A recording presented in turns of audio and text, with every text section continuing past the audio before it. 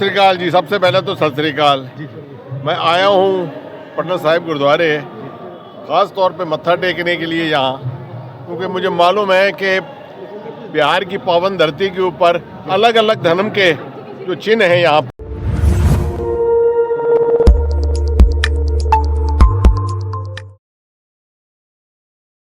नमस्कार, सत श्री अकाल। आप देख रहे हैं SSR2। मैं देवेंद्र सिंह लड्डू।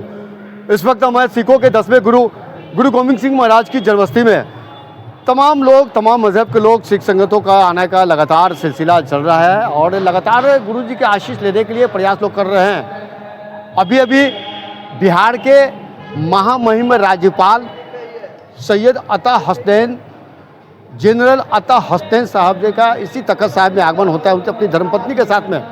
कहीं न कहीं रूप से देखा जाता है तो अभी हाल ही में बिहार के नवनिर्वाचित महामहिम राज्यपाल का ये पहली बार है पटना साहिब में आगमन है और इस आगमन को लेकर यहाँ के जो प्रबंधक कमेटी के तमाम लोग, अधिकारी लोग यहाँ आकर उन्हें गर्मजोशी से स्वागत किया गया।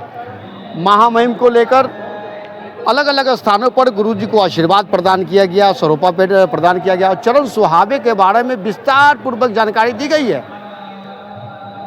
तमाम चीज़ों से अवगत होने के बाद हमने कुछ संवाद किया था, क्योंकि अक्सर देखा जाता है कि जो राजनीतिक के क्षेत्र में हो या किसी हस्ती के क्षेत्र में हो, इसी तख्त साहिब में आगमन के बाद कुछ संवाद किया जाता है कि तख्त साहिब में आगमन के बाद इनको कैसा लगा, क्या कुछ कर रहे हैं महामहिम राज्यपाल जनरल अता हसनैन साहब। हम उनकी बात को सुनाते हैं। सर, सत श्री अकाल सर। हाँ जी, क्या बोलना चाहेंगे? सत श्री अकाल जी। सबसे पहले तो सत श्री अकाल। मैं आया हूँ पटना साहिब गुरुद्वारे ख़ास तौर पे मत्था टेकने के लिए यहाँ, क्योंकि मुझे मालूम है कि बिहार की पावन धरती के ऊपर अलग अलग धर्म के जो चिन्ह हैं यहाँ पर, सबके पास जाकर और मत्था टेकना चाहिए। मैंने ज़िंदगी में जब भी जहाँ रहा हूँ, मैं फ़ौज में जहाँ रहा हूँ, मैं सबसे पहली चीज़ गुरुद्वारे पे जाके मैंने अपना मत्था टेका है, इसलिए आज यहाँ आया। बिहार के लिए क्या मांगे सर? भाई मेरे तरफ से तो बिहार में, पूरे देश में अमन, मैं कहता हूँ पूरे विश्व में अमन होना चाहिए। ये लड़ाइयाँ जो हो रही हैं ये बेकार के लिए।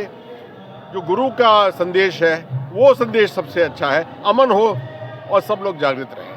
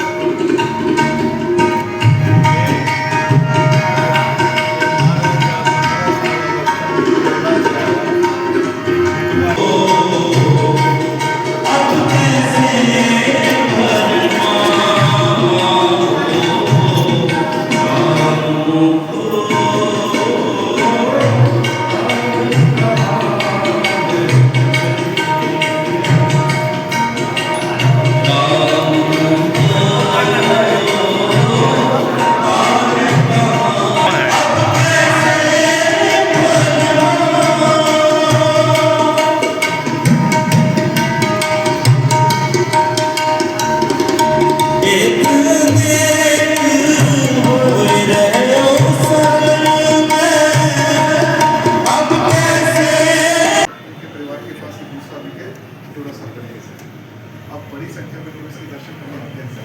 जैसे बचपन के खिलाफ उनके अंदर पड़े हैं सर, आपको शायद नहीं तो नौवें पातशाह जी के खिलाफ और 10वें पातशाह